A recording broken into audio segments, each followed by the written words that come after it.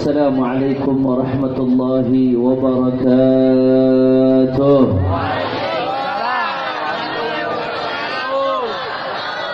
الحمد لله رب العالمين وبه نستعين على أمور الدنيا والدين. اللهم فصل وسلم وبارك وكرم ومجد وعظم على سيدنا وحبيبنا وشفيعنا ونور قلوبنا محمد الفاتح لما أغلق والخاتم لما سبق ناصر الحق بالحق والهادي إلى الصراط المستقيم وعلى آله وصحبه حق قدره ومقداره العظيم يا فتاح يا عليم. أما بعد، para alim ulama, para habaib, para asatid, para kiai, para sesepuh, para ajangan, para tokoh masyarakat, wabil khusus sahibul bait Al-Habib Bagir Al-Jufri wa guru kita bersama Al-Habib Alwi Al-Jufri, pimpinan Majelis Burdah Al-Muhibbin. Hadir juga bersama kita Al-Habib Tariq bin Syihab, begitu pula Al-Habib Abdurrahman As-Segaf dan Habib Yusuf bin Syihab. Semuanya para habaib, para asatid, para alim ulama, para sesepuh, tidak dapat saya sebutkan satu persatu tanpa mengurangi rasa hormat saya kepada beliau semua. Kita doakan mudah-mudahan habaib, ulama, kiai, asatid kita Allah panjangkan umurnya, Allah sehatkan badannya, dilapangkan rezekinya, dimenangkan perjuangannya. Amin ya Rabbal. Dan salam penghormatan yang paling istimewa saya hadiahkan kepada hadirin hadirat, muslimin muslimat, mukminin mukminat yang hadir pada malam hari ini. Semua angkat tangannya, kita minta sama Allah, mudah-mudahan tidaklah kita keluar dari tempat ini kecuali semua dosa kita diampuni oleh Allah. Yang sakit Allah angkat penyakitnya, Allah sehatkan badannya. Semua yang hadir dilapangkan rezekinya, digabul hajat-hajatnya. Amin ya Rabbal. Ahiba'il kiram, tadi kita telah sama-sama mendengarkan tausiah dari para alim ulama, guru-guru saya, panutan Allah al-mujahid fi sabilih biqaulih Al-Habib Muhammad bin Ahmad Fad'ab. Begitu juga ada tamu tadi dari Hadramaut, Al-Habib Muhammad ya, Al-Habib Muhammad ibn Syekh Abu Bakar bin Salim. Apa-apa yang beliau sampaikan tadi sebetulnya sudah lebih dari cukup ya ikhwan. Idza hadaral ma batala tayammum. Kalau sudah ada air, enggak perlu lagi bertayamum dengan debu. Mereka ibarat air, sedangkan saya diibaratkan debu saja tidak pantas di samping mereka. Tapi mudah-mudahan insyaallah dengan kita berkumpul bersama mereka orang-orang saleh, mudah-mudahan Allah turunkan rahmat dan barakahnya buat kita semua. Amin ya Rabbal. Ahiba'il kiram, singkat saja, tidak panjang lebar.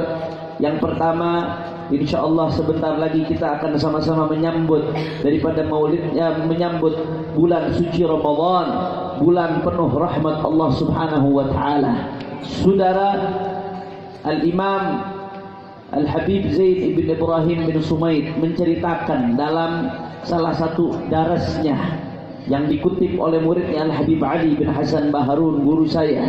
Ternyata di sumbernya dari kitab Nuzhatul Majalis diceritakan bahwasanya pernah suatu saat ada seorang majusi. Tahu majusi? Majusi ini nyembahnya api, saudara. Syirik. Udah lebih parah dari ahlul kitab. Kalau ahlul kitab sekedar kufur aja, ini udah lebih dahsyat dari itu derajatnya, saudara. Dia bukan ahlul kitab, dia syirik, menyembah api, saudara. Nah, orang majusi tadi tinggal di tengah pemukiman muslim. Akhirnya ketika datang bulan suci Ramadan, majusi ini punya anak, saudara. Anaknya tidak menghormati bulan Ramadan. Dia makan di siang hari di tengah-tengah pemukiman umat Islam, ibadallah. Akhirnya apa yang terjadi, saudara? Ini majusi ngelihat anaknya nggak menghormati umat Islam di bulan Ramadan. Dia panggil anaknya, saudara. Dia marah luar biasa kepada anaknya. kau tidak menghormati umat Islam, kau tidak menghormati kesucian bulan ini, kau makan di tengah-tengah umat Islam. Marah luar biasa Majusi ini kepada anaknya, saudara, yang tidak menghormati bulan Ramadan. Ini orang, sekali lagi saya kasih garis bawahi, ini orang Majusi, nyembah api. Tapi ketika anaknya tidak menghormati muslimin di bulan Ramadan, saudara, dia marah, dia tegur, saudara. Akhirnya singkat cerita, ini Majusi meninggal dunia. Setelah saudara ini Majusi ngelihat anaknya nggak menghormati umat Islam di bulan Ramadan, dia panggil anaknya, saudara, dia marah luar biasa kepada anaknya. Kau tidak menghormati umat Islam, kau tidak menghormati kesucian bulan ini, kau makan di tengah-tengah umat Islam. Marah luar biasa Majusi ini kepada anaknya, saudara, yang tidak menghormati bulan Ramadan. Ini orang, sekali lagi saya kasih garis bawahi, ini orang Majusi, nyembah api.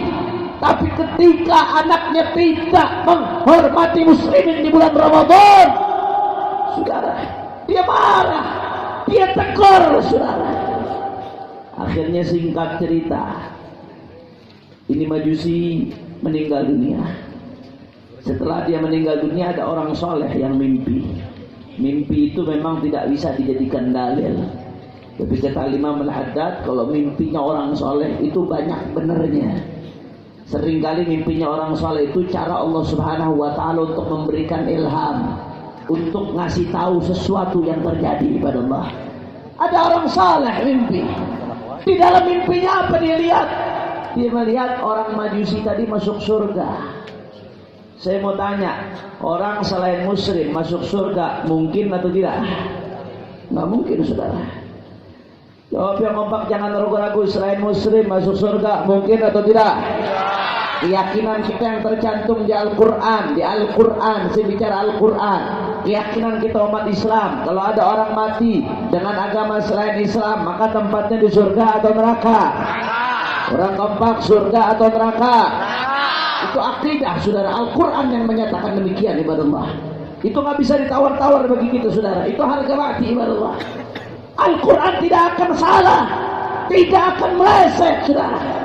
Tapi kok ini dilihat orang soleh tadi, lihat orang Majusi ini masuk surga. Tempatnya bukan di neraka tapi di surga. Saya mau tanya, Al-Quran mungkin salah atau pasti benar? Orang keempat, mungkin salah atau pasti benar? Al-Quran bisa salah atau tidak? Bisa salah atau tidak? Makanya orang soleh tadi heran, bingung, ini kok Majusi bisa di surga? Nggak mungkin, Al-Quran nggak mungkin salah. Tempatnya orang yang beragama selain Islam, manakala dia mati dalam keadaan itu, maka sudah pasti neraka, saudara. Itu Al-Quran, ibadah Allah. Akhirnya dalam mimpinya tadi orang soleh itu nanya kepada si orang yang dia kenal Majusi. Ditanya, bukankah engkau fulan? Iya betul, saya fulan. Bukankah engkau dulu Majusi penyembah api? Iya betul, saya dulu Majusi penyembah api. Tapi kenapa? Gara-gara saya marah kepada anak saya, lantaran saya menghormati bulan Ramadan, lantaran saya menghormati muslimin yang berpuasa di bulan Ramadan, saya marah kepada anak saya. Allah muliakan saya di akhir-akhir hayat saya. Allah berikan taufik hidayah saya untuk bersyahadat, saudara. Diberi taufik hidayah, Anda bayangkan seumur hidupnya melakukan amalan penduduk neraka. Dalam hadis Nabi disebutkan, hatta la yakun bainahu wa bainah nar illa dhira'. Sampai-sampai kalau bahasa hadis itu orang model begini, tidak ada jarak antara dia dan neraka kecuali jarak yang sangat sedikit, saudara. Dikit lagi masuk neraka, ibadah Allah. Neraka sudah di depan mata, tapi kehendak Allah berbeda karena dia menghormati bulan Ramadan, memuliakan apa yang dimuliakan oleh Allah, mengagungkan apa yang diagungkan oleh Allah, menghormati umat Islam. Allah muliakan dia di akhir hayatnya, dimasukkan ke dalam Islam, akhirnya beruntung selama-lamanya, meninggal dalam keadaan husnul khatimah. Alhamdulillah. Oleh karena itu, saudara, kalau Majusi saja menghormati bulan Ramadan, akhirnya Allah muliakan dengan kalimat syahadat, mendapatkan husnul khatimah. Bagaimana dengan Anda yang dari kecil sudah Islam, saudara? Bagaimana dengan Anda yang dari kecil sudah bersyahadat? Bagaimana dengan Anda yang dari kecil sudah berpuasa di bulan Ramadan?